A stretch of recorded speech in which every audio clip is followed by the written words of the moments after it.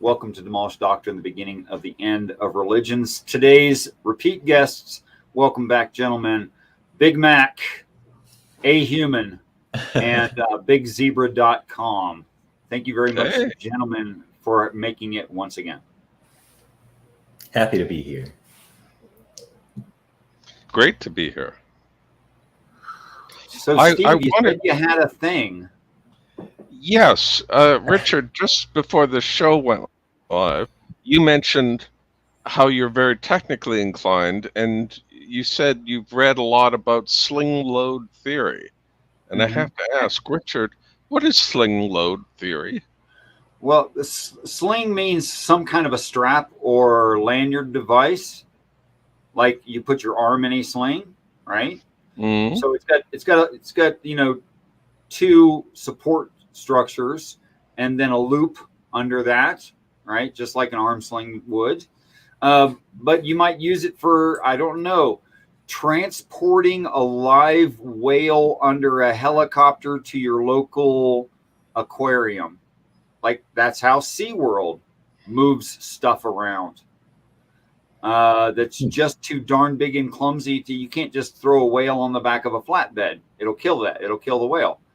So you use slings and such, and you want to get it back into the water as quickly as possible. So you probably use something like a helicopter, a low flying, strong thing that can avoid like geographical challenges, things like that. In the military, we used it to transport pieces of equipment into places that they otherwise couldn't get into, like a bulldozer at the bottom of the Grand Canyon. You can imagine how hard it is to get a bulldozer to the bottom of the Grand Canyon. It's not that hard. Just push it over. But if you want it to work when it gets there, Oh, that's different. Yeah. You're right. I forgot to make that qualifier. If you want someone to be able to operate the bulldozer at the bottom, and you're not just using it as, say, I don't know, a way to divert the stream. Right. And just pushing it over the edge and making a blockage. But if you actually want someone to run it when they get down there to it, then sling load operations is a useful tool. I know that the American military invented a tank that was apparently useful in Vietnam. It was very lightweight, and they could drop it out of a moving plane. We can do that with really heavy ones, actually. Yeah. Yeah. The question is, how many parachutes of what size does a piece of equipment that big need to be? And yes, I've done palletizing and I've done airdrop of large pieces of heavy equipment too. And it's a related field. I guess artillery pieces could come in handy if you could just sort of drop them in the right place. Yeah, all the dropping in the right place, we either set down gently by helicopter or we drop with parachutes. And it's actually really interesting to see like an Abrams, which weighs like 65 tons. Yeah. To be set on a large aluminum pallet with a bunch of honeycomb. Sorry, stuck on a word. Paperboard, cardboard underneath of it. What? Yes, that's amazing. Cardboard. To think that aluminum and cardboard. The hexagons and the honeycomb is about 3/4 of an inch across, and they come about 4 inches deep. And there's a sheet of paper on top and a sheet of paper on the bottom, and you cut that into the negative shape of the bottom of the tank. Then you pick the tank up with a crane and you set it on the cardboard. And yes, the tracks are like, a foot or whatever off of the pallet plate. Right. And then you strap it down to the plate and you put heavy duty lanyards, parachutes, right? And the parachutes all have a ripcord that will be attached to the inside of the plane, right? Right. So it's manually deployed. It's not by happenstance or something. You strap all that together with lots of nylon straps, and then you you push it on wheels and with a fork truck, you push it back into the back of a C5 Galaxy, Right. which has a tailgate, right? And then you strap that down and you get it over the area you need, and then you release the straps, and you literally take like 5 guys and push the damn thing out the back. Shh. Wouldn't there be a risk of accidentally pushing yourself out the back with it? There is that risk. You're pushing all your weight, and well, when it starts to roll on its own, you don't keep pushing. Okay. And the track that it's on and how many it can hold and where they have to be in the C5 Galaxy means you've got like 20 feet to stop. Do you have like security straps, so safety lines for the humans inside there? Oftentimes, yes. Not in all cases. Depends. Peace and respect, gaming with Silver Wolf, Moon Medi, and Lena. Hi, Lena. Thank you so much for your at least temporary attendance. Yes, and special thanks to Moon Medi for her support. So speaking She's a good friend of mine. Sorry, Nice. go ahead. Glad to hear. I'm glad to hear that you have some friends. Me too. Me too. So I was going to say, speaking of delivering complicated material intact, It's going to be a ham-handed segue, isn't it? you already do. You want to finish it? No, I don't know what it's going to be. Go ahead. Intact, so that it's still operational when it gets to where it's needed. Let's talk about the Bible a little bit. Right. Oh, Yeah. Do you want to talk about biblical preservation and preservation of the biblical stories and how they can claim that they are preserved? Peace and respect, Tobel Templeman, and how that actually happened? that's Is exactly that what you're? because I think so. Just so everybody knows, I'm going to try to be out of character today and kind of come hard at Richard, and that's at his request. So I'm not trying to be a dick. Actually, I am. I'm trying to be edgy and be like confrontational. So You're the worst. I'm not very good.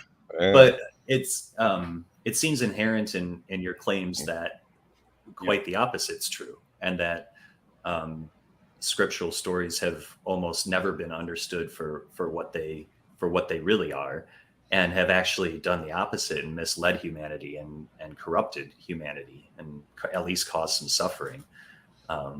So it seems to me like the claim also that it was also perfectly preserved for future generations seems contradictory to that. So. Okay, so I see 4 topics there. Harm versus benevolent usefulness of the stories themselves. That's a topic. Preservation of the story of the stories themselves, right? Or the story itself, depending on how you want to talk about it. And no, I don't mean there would be only one true religion. That's not what I mean. Also, if it's true that most have not understood, then isn't that misleading and not preservation? And what was the other thing? That's my big one, I think. Okay. All right. That's going to be close enough for now. That's plenty. I mean, to talk yeah, about we that. could. Yeah, the next step would be, how do we know that it's come clear now? Right. What? Right.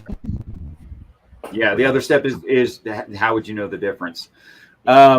Those are amazing, first of all, and deep and meaningful, and things that should be answered well.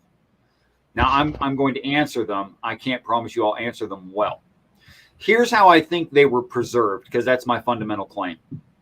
Right. They were preserved through extreme redundancy, not within each of the religions, but interreligious. Between the different religions, the stories repeat so many times that if anyone changed a story at any time, it would just be super obvious. So it's the idea that a parable scenario. You're imprisoned, you're sentenced to death.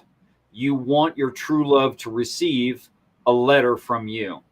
So you write one and you give it to the only friend you have. That's a horrible situation.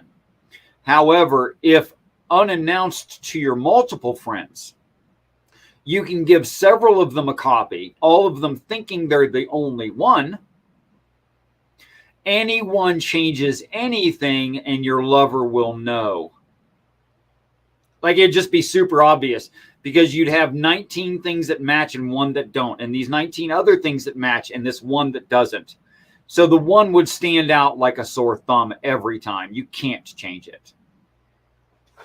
And you're talking about all of the Earth's religions when you're referring to these letters.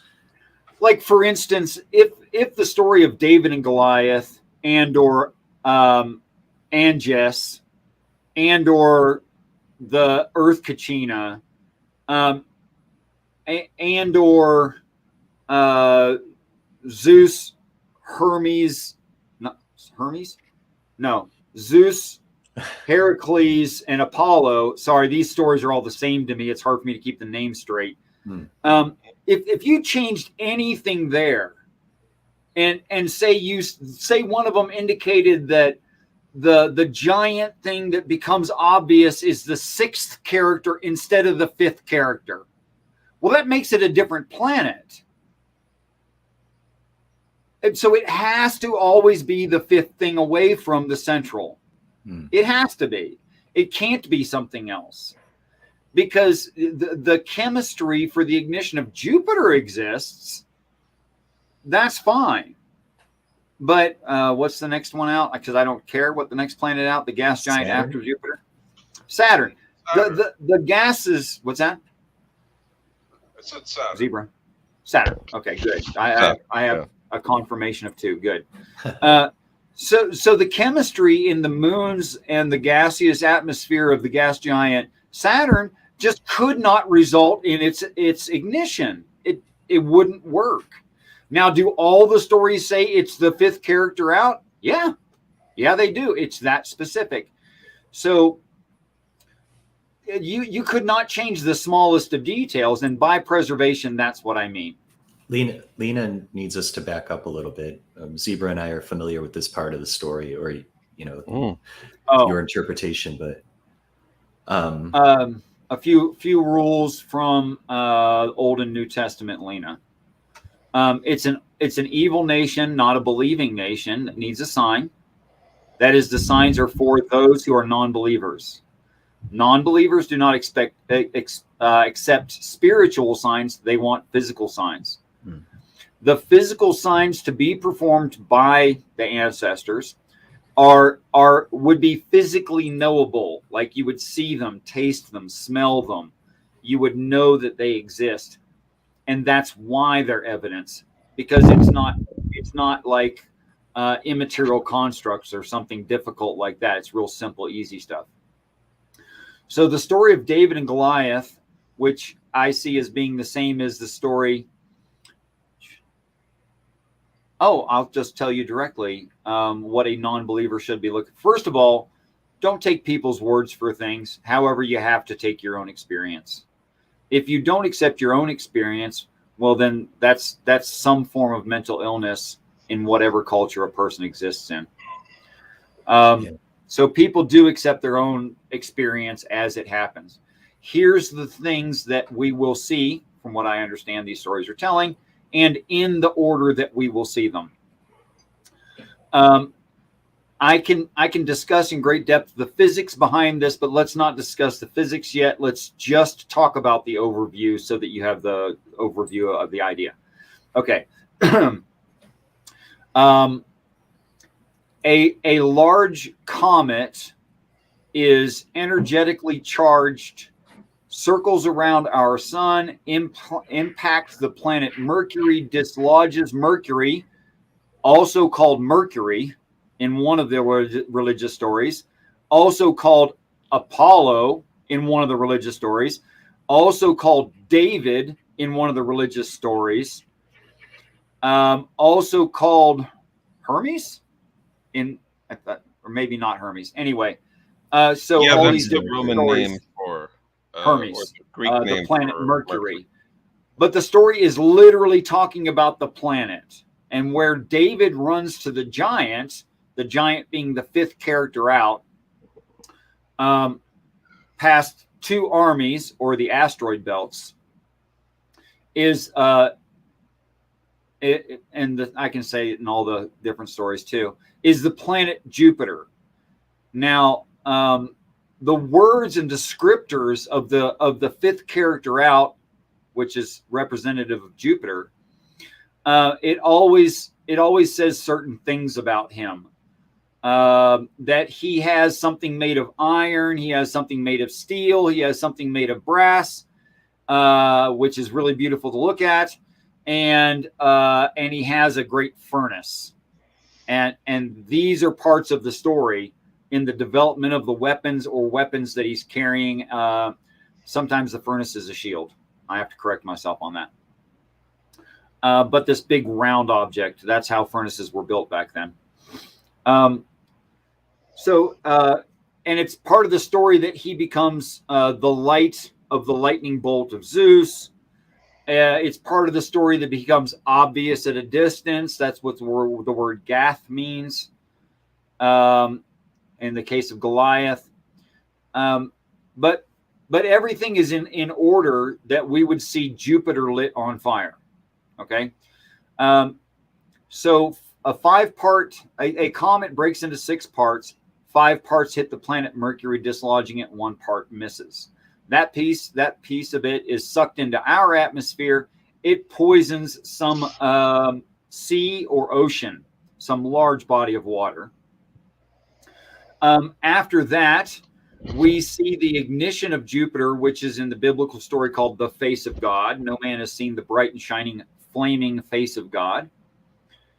And a chunk of the moon Io, which is 90% sulfur and brimstone, the guardian of the dragon, the fires of hell, all that stuff, all those references. A chunk of the moon Io gets propelled back here, crashes into our Earth, poisons some kind of trapped water system, so probably fresh water, not salt water. And we notice that. Oh my gosh, I skipped the quaking of the earth. The first thing a person would feel on this planet is what I believe is a supervolcanic eruption, probably Yellowstone. Not necessarily, it doesn't have to be. Any supervolcano would do the following. Prophecy would be fulfilled by a supervolcano. That is a quaking of the whole earth that spits hail and fire mingled with blood, causing a cloud that enshadows 1/3 of the earth at one time. And with the ignition of Jupiter, we'd be in a binary solar system. The Earth at a 66. That's the first. Of course, every degree of angle would be included, but there's 2 significant degrees of angle that are mentioned in the story. In a binary solar system, a 66-degree angle to 2 light sources, which makes 1/3 of the things change their appearance because you have 2 light sources at a 66-degree angle. And the shadow would be 1/3 what it's supposed to be. 50% shadow. And now you have 1/3 of 50% shadow. So that's different. So it's a smiting of the thirds. And then the other significant angle is 180 degrees to 2 light sources, which makes for the old Baptist song and several passages, if you know the Bible, that will be recalled to you pretty instantaneously.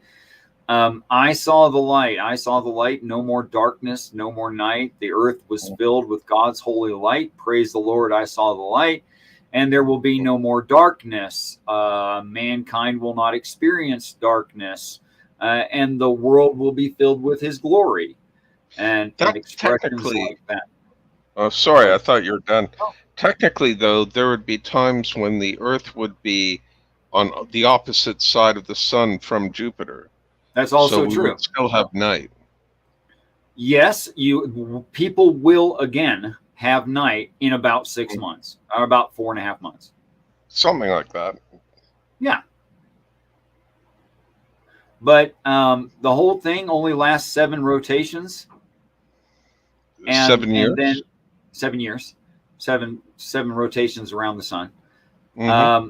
And then the ancestors, or quote unquote heaven, or quote unquote angels, or Summerland, or Valhalla, or any name you want to use for it, they show up at the halftime during the 7 years. So at 3.5 years, right? And ascension is offered from 3.5 years, the midway point onward. And people can change their minds and ascend, which is why there's the resurrection, Christ. The first resurrection, big bunch of people go. The second resurrection, more people go. That's why there's 3 mentions of resurrection. Does this relate to Protestant notions of the rapture? Yes, it does. Of course, they think it's going to be magic. I think they're going to have probably shuttlecraft transporting human beings up into their spaceship. You might be able to beg an angel into a personal flight, but I doubt they're going to do that. Yeah, and that would be very inefficient too. Well, it's not. I mean, it would be really sweet of them, but yes, super inefficient. The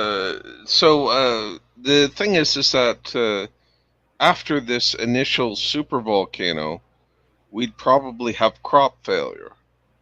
So yes, right. Just like every time before when there was a massive volcano. Yeah, there was that year without a summer in Europe anyway. I can't remember what year it was. The year with no summer, which incited rat infestation and the Black Plague, which made expressions like "let them eat cake" and "ring around the rosy," the children's nursery rhyme. Horrible thing to say to a child. Krakatoa, right? I believe it was Krakatoa. Yeah, I think so. Yeah, crazy. Changed the whole planet. Which a full eruption of Yellowstone National Park is, count them, 40 Krakatoa.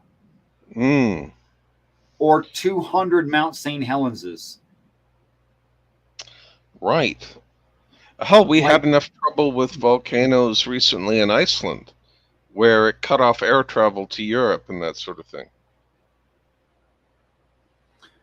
Lena, I am not. Wait, are you talking about Mac in the lower screen with the beard? They're talking about you, Richard. It's always you. I don't know that's true. Oh, yeah. Well, they know the name Mac the Human because spoke to Mac the Human directly, so it must be me by default, right? Lena, I am not knowledgeable on almost any topic, and my only interests have been machining and now religious stories since I was 42. And I have not read scholars or, okay. Thank you for the clarity on who the question was for. I have heard of psychedelics, and I have heard of shamanism, and I have heard of the combination of those two things. I think that it's valid that some people have a railroad tie stuck up their ass, and they need it removed somehow. So if you have to do psychedelics to take that log out of your butt, go for it. If it's a means of keeping the log out, you got a problem. If you can open your mind by doing it once and the log is gone, good for you. Also, Metamucil will help you, Richard. Very helpful. Yeah. Of course, you know how the mathematician dealt with his constipation. Yes. Same way he did any problem. Worked it out with a pencil. Oh, jeez. Or a slide rule. I've also heard that joke with a slide rule. Worked it out with a slide rule. It's the first time I've heard that one. I love it. That's going right in the pocket. Bad joke. That's a horrible joke. Okay. It's one you hang on to, though, because it's so witty. Richard, would it be all right if I linked the... You went your whole life without hearing that one, Mac? Yeah, afraid so. What the hell, man? Okay, so back to the 4 challenges, if we could. And I want to respect Lena, but that wasn't actually the conversation. Right. So yes, David and Goliath is a descriptor of our near solar system and how interactions between the gods or planets, in many cases they're called gods, and what would be the result of that and what we would actually see and how we would know the things are real. Now, the problem is that it's encoded. It's spoken in parable instead of the literal, except in Greek mythology, which is Greek religion. It's not a mythology because it's just as valid as your Christianity is. Tells the story using the right character names.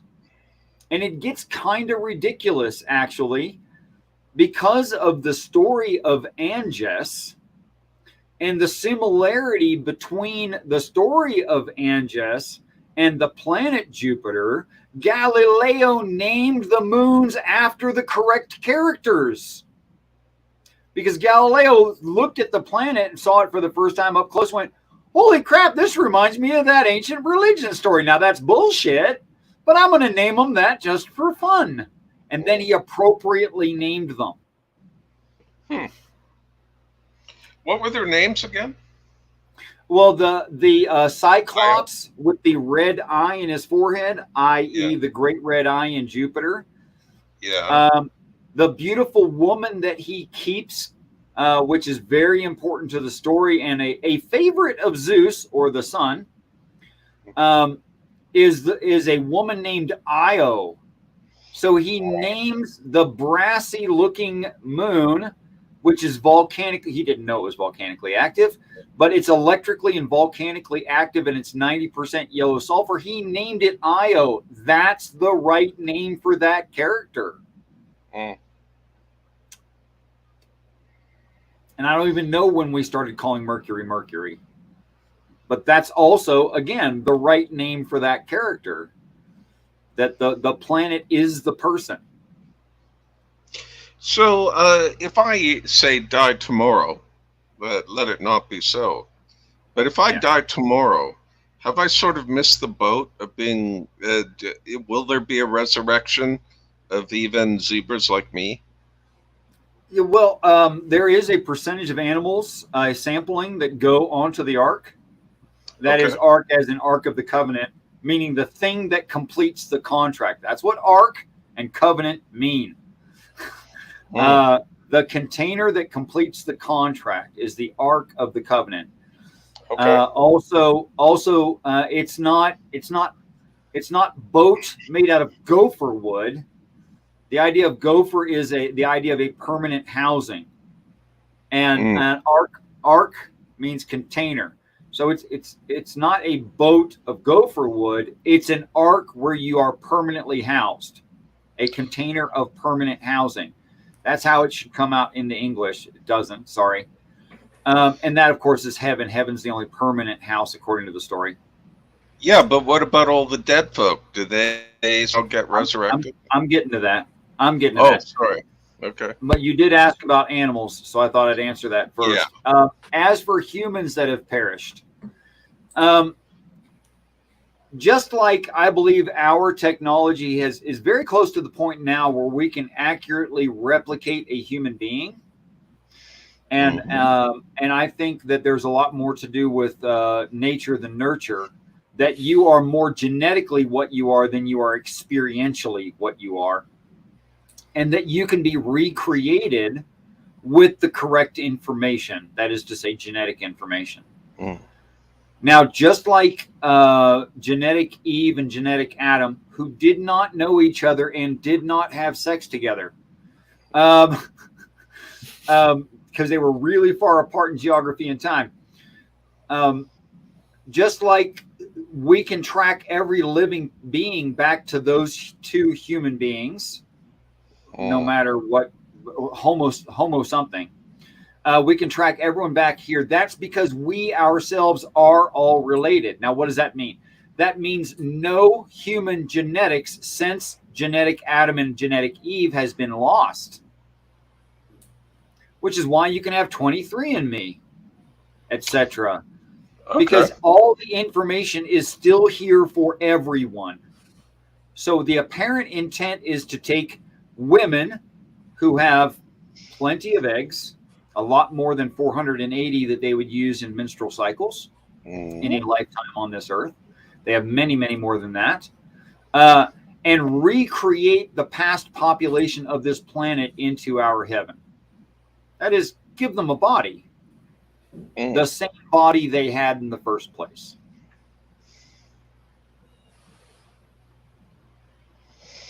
So yes, restoration of the dead. But it's just science. It's not magic. Right.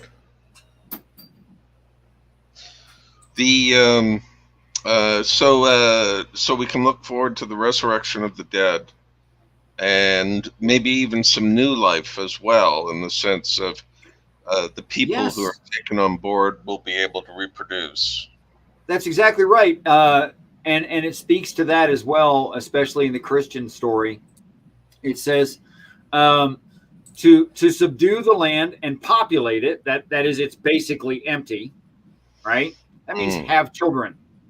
All right, that's what they mean by populate it, right? And then it says of those children, they won't understand what religion was. So there's samplings of religions taken off of the planet, 12 samples, the 12 major religions, and set up as a memorial so that children can ask, hey, what the heck is this display? And we can say, well, we used to be superstitious, and here's some of the superstition things that we believed. And of course, none of that's true. There's only reality and there is no magic. But children in heaven, having never lived on an earth, will not just have experienced it. So you have to tell it to them as a story. Any other big surprises for us? Encoded in these stories? Those are pretty big ones, though. Plenty to come. Yeah, when it says priest, it means past Christ. When it says 12 priests take up 12 stones crossing the Jordan, Jordan meaning our place of ascension, their place of descension. Look up the word. That's really what Jordan means. And it doesn't refer to a river. It refers to an event. Peace and respect, Math Pig. Yes, alien overlords. That's what we're talking about here. Yeah. Absolutely true. So that the alien overlords, when they descend, is our place of ascending. That's called the Jordan. The priests, or past Christs, which is why your Catholic teacher should not call himself a priest. That literally is the name of Christ. And unless he's Christ, he shouldn't say that, which I really think he's not. They take up 12 major religions. That is, they collect our 12 major stories. That is to say, well, you probably pretty much know the list: Hinduism, Judaism, and all the Judaics. That's one thing. Aboriginal Australian, each from each major landmass, the 12 religions. And those will be set up as a memorial, like a museum. Would you get subsets as well, like Samaritan Israelites, Hebrew Israelites, it says the Black 12. Hebrew Israelites? I think to explain what superstition and religious thinking is, I think 12 is enough examples. Okay. And maybe we can all have veto power and say, I never really much cared for the so-and-sos.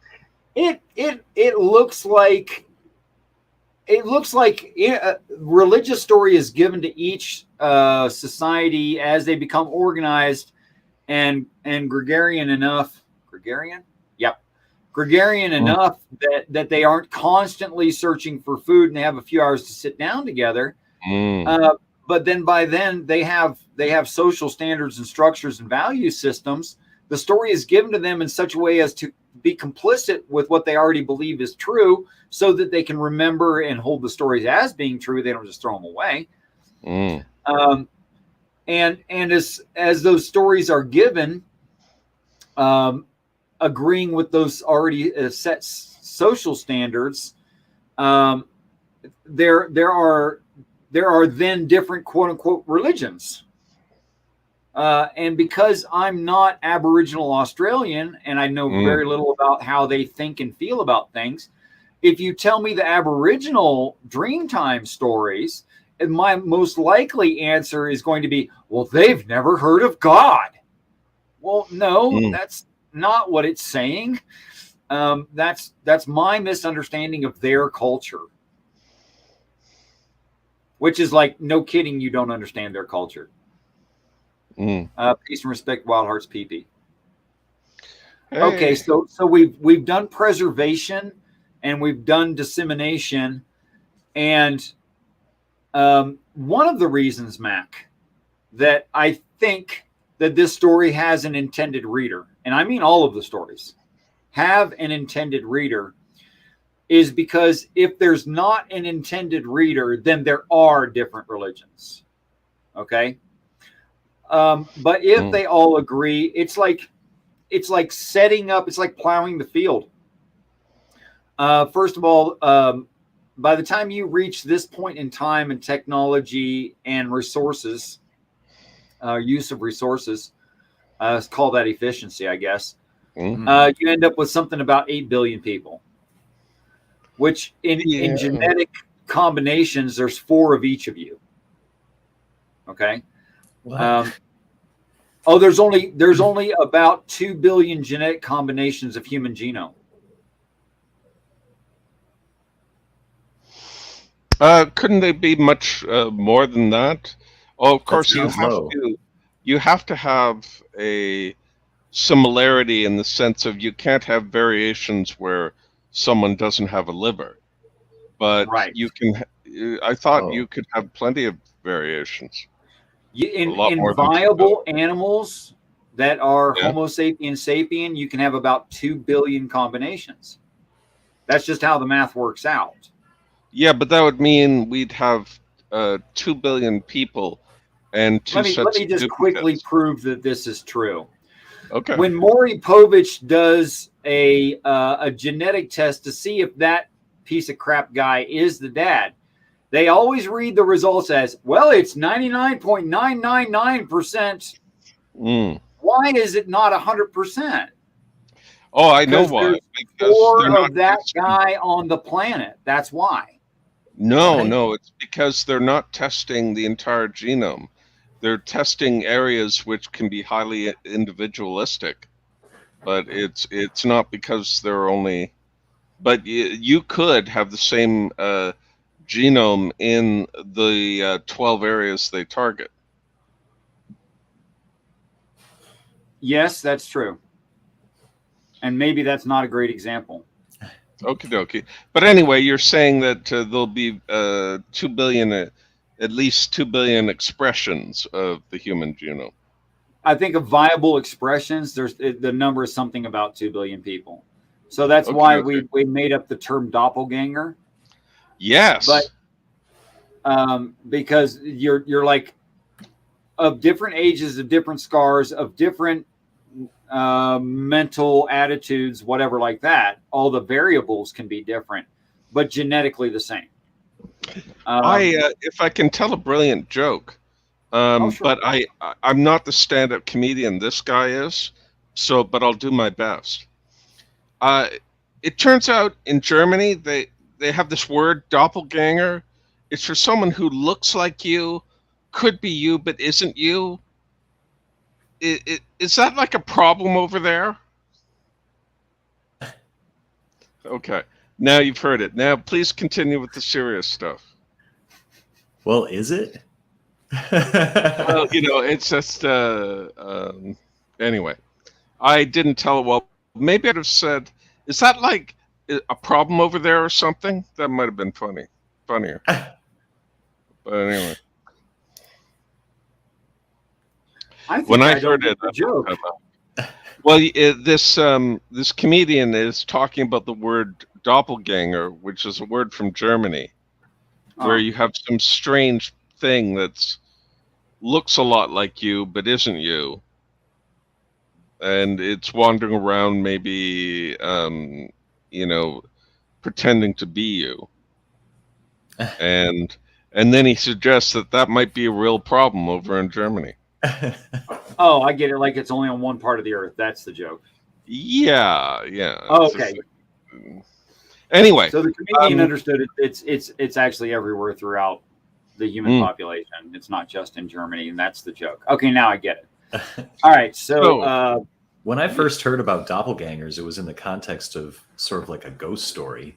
Like there's this originally, yeah, I think there's a ghost element to it as well. Yeah, kind of spooky. So, it would be Richard, the whole human race, or at least just the ones who want to leave the planet on these red spheres. Okay, now this is part of the objection that my brother Robbie Math Pig has. Actually, you don't have a whole bunch of choices here. They claim, the ancient ancestors, much older than humans on this earth. So more than 300,000 year old, this society of them. But they are perfectly human beings. They claim that they are the ones who put the stuff here. So you don't need a miracle of thousands of bombardments of meteorites that were mostly water to create the oceans. You ever thought about it? Where the hell did all this water come from? Well, they say, well, the water's there because we put it there. The atmosphere is there because we put it there. We stole plants and animals and we put them there. And then you're our kids and we put you there. That's the claim. Why did they leave us here? Is that understood in the stories as well? I know the logical progression. I can see why you went there. Sorry, I interrupted. Oh, it's okay. Yeah. I just haven't answered your first question. Okay. Right. They also say that having put the stuff here, it's theirs. They stole it fair and square. Okay. From Satan's home planet. And it's theirs. And they plan to take it back. Now, Christians don't talk much about these lines in the Bible, where the angels recover 7 mountain-sized lumps of metal, 7 different metals, and it lists the metals. Christians don't much preach on that, but it's definitely in the Bible. That the oceans are going to be removed. They don't preach on that, but it directly says, and there was no more sea. And at the end of the story, there's no waters. No, sorry, not waters. Water. There's no water anywhere on the planet, except for little drizzles here and there that don't matter, right? So there's no oceans, there's no lakes, there's no rivers. It doesn't rain during the time of his testimony. That is to say, they start filtering the moisture out of the air. There's no clouds, which is why it's relevant that he cometh with clouds. There's clouds when he gets there, not after that. So they're literally taking the stuff back, man. Okay, well, let's put that in practicum. What would happen if you took all the water off of the planet? Well, first of all, you're not going to have any plants growing, which means the animals would die, because there wouldn't be any moisture in their bodies. An animal, you're going to die. You stay, you die. It's as simple as that. Now, you could say something like, well, that's unjust, and it's defeating my free will, and it's forcing my hand. Yup, it is. Too bad. I don't want to hear you bitch about it. We had plenty of time on this earth where we lazed around and masturbated and dug up minerals. We had all kinds of time to do. We made spaceships. We did all kinds of time to do all kinds of crap. Hope you liked it, but that's going to be over at some point. And now the choice is become an intergalactic traveler exploring space with a society that actually figured out what you need, or die with the planet. Your choice. Sorry, but one of those sounds really appealing to me. The other one sounds really not appealing to me. So, yes, they allow you to die by staying as they recover their resources from the planet. It's not that they kill you. They inform you well of what's going on. I'm doing it right now. You choose to kill yourself, which I don't recommend. Mm. Now, are they going to recover the material even if you decide to stay? Yes, they are. Could you call that them killing you? Yes, but your brain's on backward because you're being told about it right now. And in every religion across the planet, you've been told. Yeah, is there any thoughts on what these beings are and why they'd want Homo to do sapiens this? sapien. Pardon They're me? Homo sapiens sapien.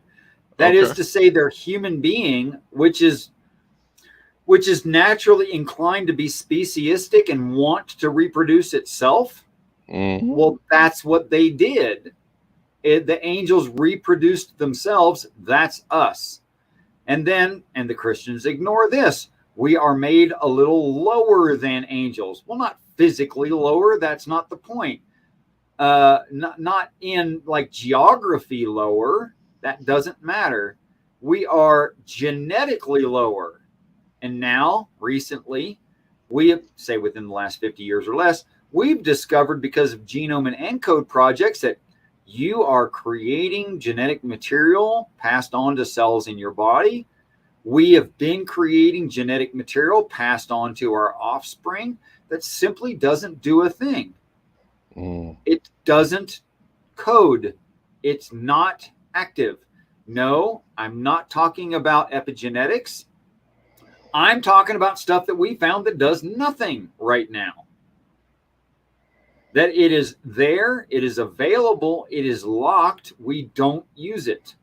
Mm. Okay. And I think that is how we are a little lower than angels. And I think that if that were freed in us, we'd become angels. Peace and respect, God the Good One, which I'm saying the name of the person on their YouTube channel. Mm-hmm. I'm not proclaiming that God the Good One is a God or the Good One. But a heck of a nice guy. But he could be all right. I mean, he could be okay. Oh, he's brilliant. He's hilarious. I really suggest checking out his channel. For that matter, check out MathPig's channel.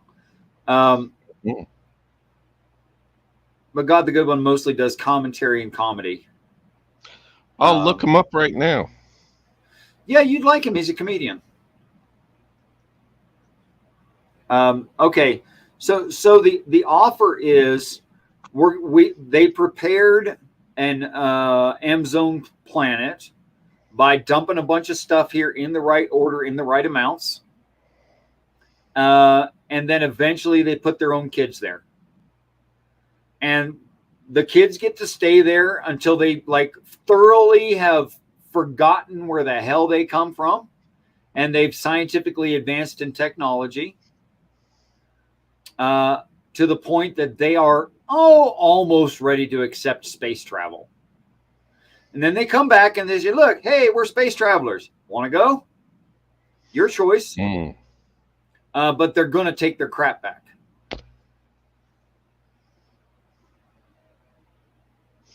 But I hope they leave all those disgusting Precious Moments figurines behind. Well, I tell you, those are terrible. Them. Oh, aren't they awful? Just no, I actually think we lose like our entire culture and all our ethnic diversity. I think all that will be lost in heaven.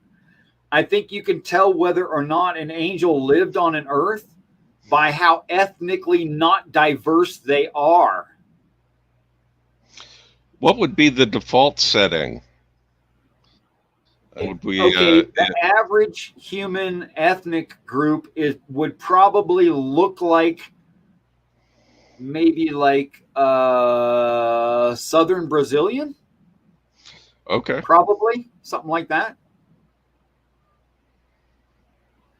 So the big why is like why all of this even happened is it's a reproduction strategy, No, it's a torture strategy.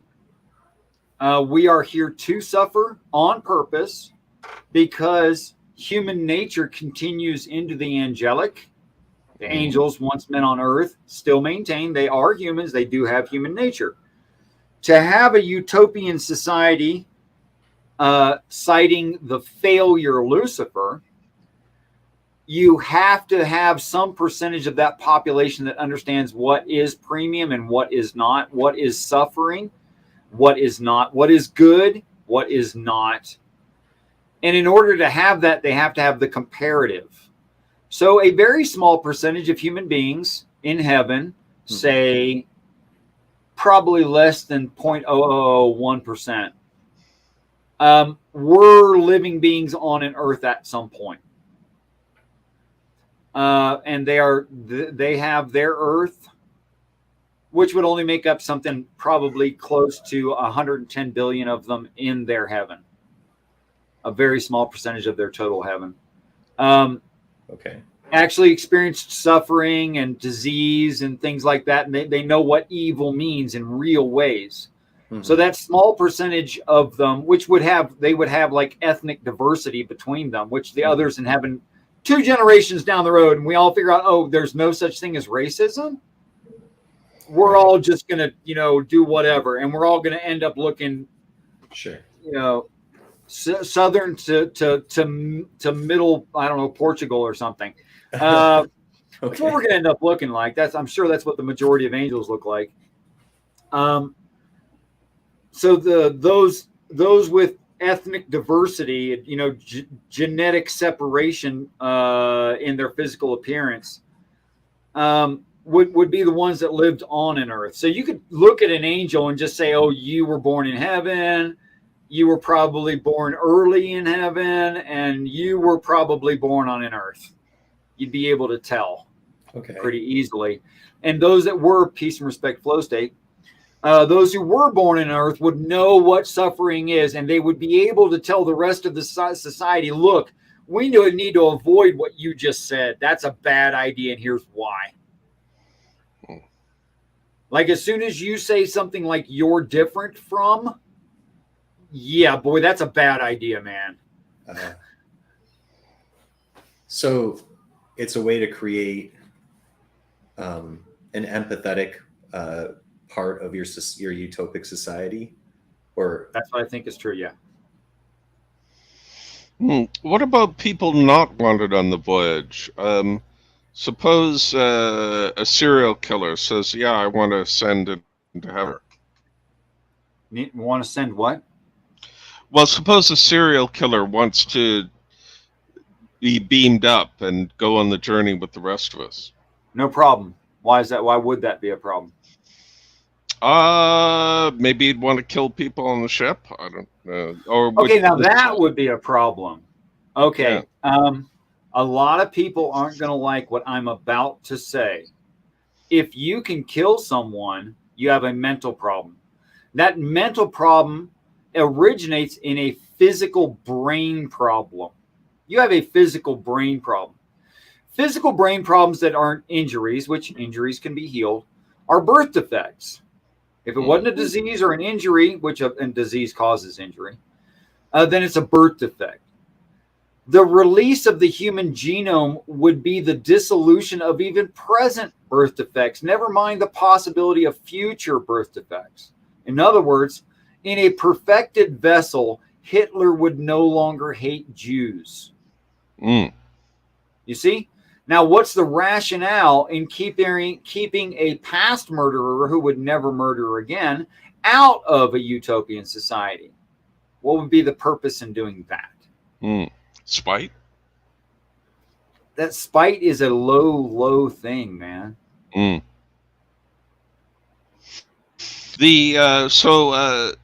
would be perfected in our new bodies. And all of the religions say so, yes. So I wouldn't have all these sleep disorders then. I'd actually you would be freed. You would be freed from your. You would be 100% the real you. Wow. Not the defective you experience right now. For instance, I wouldn't have 2 torn shoulder rotator cuffs. Ouch. Whoa. Yeah. From when I was a kid and lifted things that were just too damn heavy for a kid that size to lift. I wouldn't have that anymore. Why didn't you just get a hernia like everybody else? I don't know. I was a weird kid. I I opted for shoulder displacement instead. Yeah, or there wouldn't be such thing as a person who doesn't value other humans. That couldn't happen. Or a person who lacks emotional understanding of themselves and others, i.e. psychopathy. That couldn't happen. So even if someone were a murdering, say the worst thing possible, the reason they can accept Christ, go to heaven, and receive grace is because, one, it wasn't their idea. It was the Father's idea or angel's idea to put us here. It wasn't the murderer's fault. Two, this environment slowly kills us. Free radicals destroy genetic materials. Go look. It's just true. You need vitamin D, but the sun kills you. Well, you're trapped, aren't you? Okay. And this is way before there were vitamin pills, by the way. And it's already too late. We're already dying. We're becoming extinct slowly. That's the truth of it. I mean, the cards are stacked against you, and you had no choice. So why would the Father think you're responsible for something he did? That's dumb.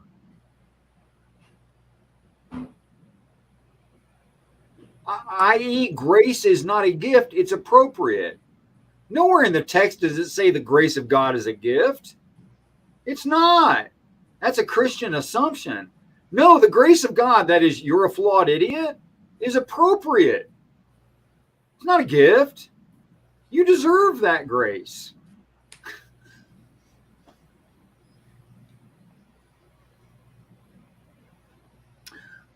So how do we know this is, say, do we only, is our first notice of this a volcano or a... Depends on whether or not you have a telescope, Steve. Yeah. If you had a telescope or if you downloaded the app, you could be informed of incoming solar ejecta that's full halo directly coming at this Earth and are of some size. You can find that app on, I know it's a terrible name, but they're dorky scientists who came up with a stupid name for themselves. I'm sorry, but they're brilliant, and that's the way brilliant minds often are. You can look up suspicious observers. The O in observers is spelled with a 0, not the letter, the number 0. You can look up suspicious observers, download the app, and get informed the next time NASA sees. They're using NASA's equipment, not their own. The next time that we have a solar ejecta heading this way. If you have your own telescope, you might see the impact of the 5 parts of a 6-part intergalactic object impact the planet Mercury and knock it off course.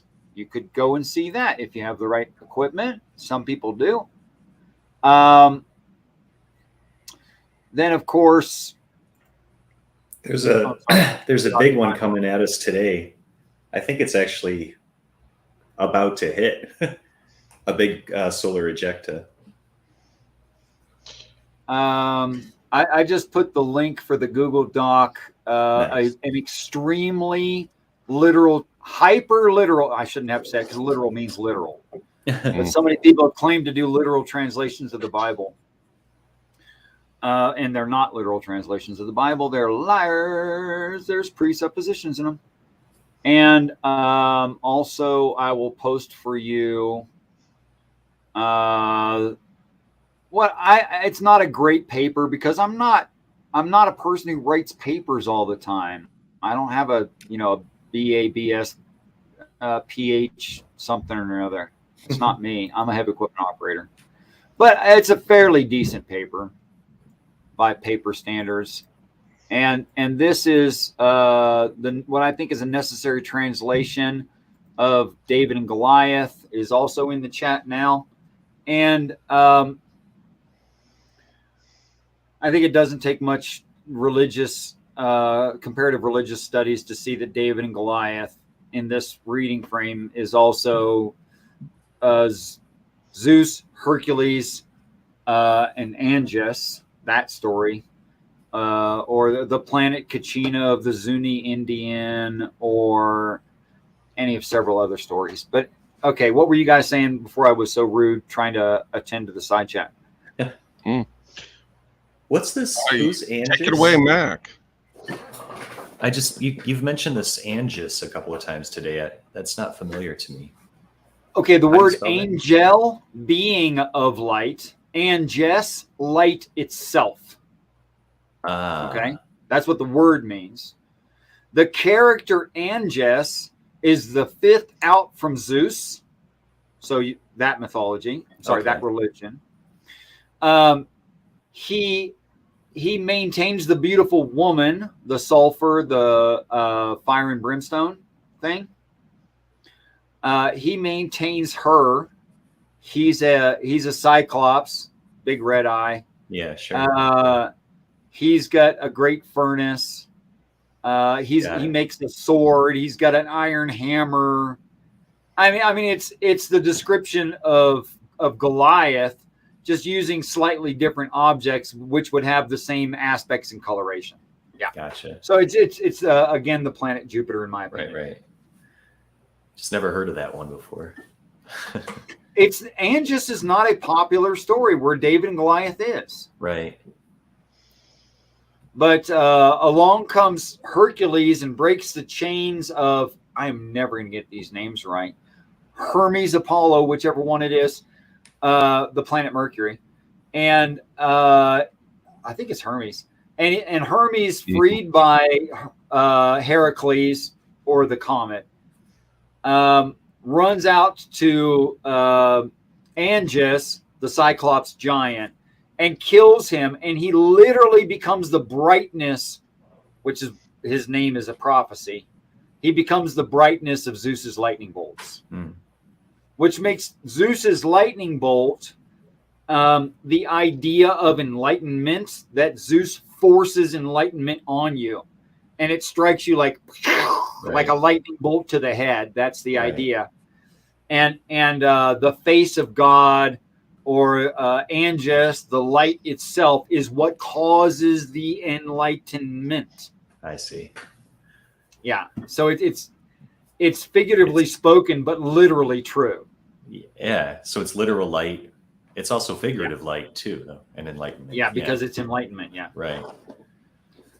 Like no man has seen the face of God, and people say that, and I go, well, no crap. Jupiter's never been lit. Right. And if you saw Jupiter lit, crap would dawn on you. You'd be like, holy crap, maybe this solar system's not going to last much longer. Yeah. Maybe I better start thinking about, getting on one of these space programs or something. See, that's what I'm saying, is it would actually work. What?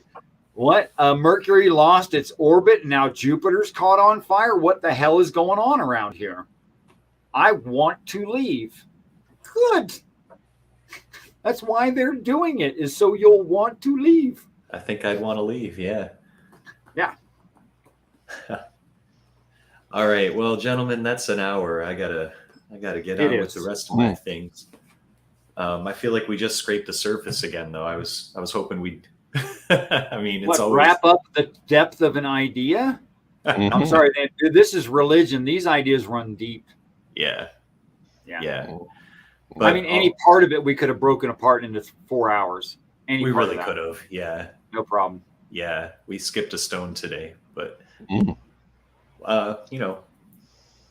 next time. Well, I do want to say it has been real. It was real, and it was fun. I'm not sure it was real fun for everyone, but it was for me. I'm going to sign off too, because I can't keep my eyes open. So I'm going to try and get some more sleep. All right. Thanks for coming by, Steve. I appreciate and you have to make a special effort to make these shows. So thank you, Steve. Yeah. Hey. Oh, you're very welcome. Glad to be here. All right, guys, that's the end of it for now. Peace and respect to you all. I hope you all understand that someday we will all be great friends. I look forward to that day. Till next time. Bye. Bye there, Richard. Bye, Steve. Have a great day.